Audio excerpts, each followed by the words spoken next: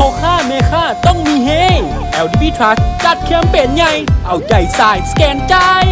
แจกทุกแข่งแจกทุกเดือนสบายดีพ่อแม่พี่น้องชาวเมืองปากลายเฮาหมดทุกท่านเลยเนาะเจ้ามื้อนี้ทางทีมงานธนาคารพัฒนาลาวของพวกเขาจะได้ลงไป5ผู้โชคดีในแคมเปญฮับสแกนจ่ายเงินล้านกับ QR Card Pay ในมูลค่า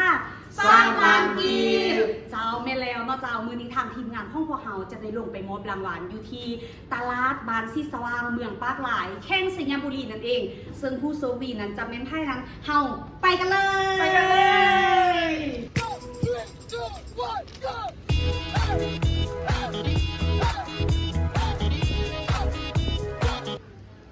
สบายดีทุกคนเดี๋ยวนี้ขบวนคาราวานมอบรางวัล LDB Truck จัดให้เนาะเจ้า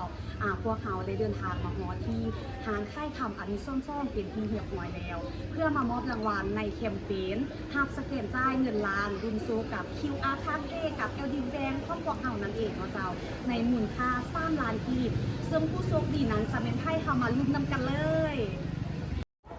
สบายดีโดยก่อนอื่นเมิดเนาะเจ้าอยากให้เอ่ยแนะนำตัวจังไว้นึงเจ้าสบายดีน้องชื่อว่านางกองมณีเนาะรัตซิมคำเป็นผู้โชคดีได้รับรางวัล3 ล้านกีบของธนาคารพัฒนาลาวแล้วก็เป็นเจ้าของร้านคำอนุสรณ์ส่งอยู่ตลาดเมืองปากลายแขวงสยามบุรีเนาะเจ้าโดยอยากถามความรู้สึกเนาะเจ้ารู้สึกแนวใดได้ที่ว่าได้เป็นผู้โชคดีกับทาง LDB Bank ของพวกเฮาเจ้าสิว่าจะไหนตื่นเต้นแท้ๆเลยเพราะว่ามื้อนั้นมันก็ค่ำแล้วเนาะอยู่ดีๆก็มีเงินเข้า3 ล้านกีบคิดว่าแม่นลูกค้าโอนเข้าผิดนะกดเข้ามาเบิ่งอีกทีนึงร้านค้าผู้โชคดีว่าซั่นนับตั้งแต่ไซส์กับหลายๆธนาคารมาแล้วเนาะก็บ่เคยเป็นผู้โชคดีแบบนี้จักเทื่อรู้สึกดีใจแล้วก็ตื่นเต้นหลายมันแหละโดยสุดท้ายนี้เนาะเจ้าทีมงานของพวกเฮาอยากให้เอ่ยเชิญชวนเนาะเจ้าเกี่ยวกับธนาคารอื่นๆบ่หรือว่าผู้สนใจอื่นๆเนาะที่ว่าอยากโชคดีคือกับเอ่ยนี่ต้องไปเฮ็ดแนวใดเจ้าง่ายๆเลยลูกค้าเพียงแต่นำไซส์ QR ของธนาคารพัฒนาลาวเนาะแล้วก็เวลาเฮากดโอนภายในธนาคารก็บ่ได้มีค่าธรรมเนียมเนาะทุกๆครั้งค่อยก็แนะนำให้ลูกค้าไซส์ QR ของธนาคารพัฒนาลาวนั่นแหละเพราะว่ามันก็สะดวกสบายมันก็บ่ได้เสียค่าธรรมเนียมเนาะเจ้าแล้วก็อยากเชิญชวนให้หลายๆคนหันมานำไซส์ลองเบิ่งเนาะเพราะว่าคันอยากเป็นผู้โชคดีคือค่อยกะง่ายๆเพียงแต่นำไซส์QR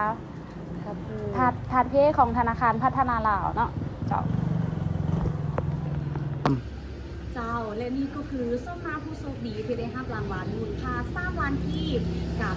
QR Card Pay ของพวกเขาเนาะเจ้า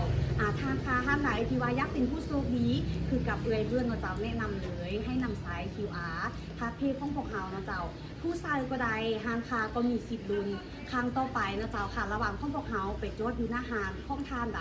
นั่นก็คือท่านเป็นผู้โชคดีเด้อเจ้าผู้โชคดีครั้งต่อไปอาจเป็นท่านเจ้าข้อขอบใจ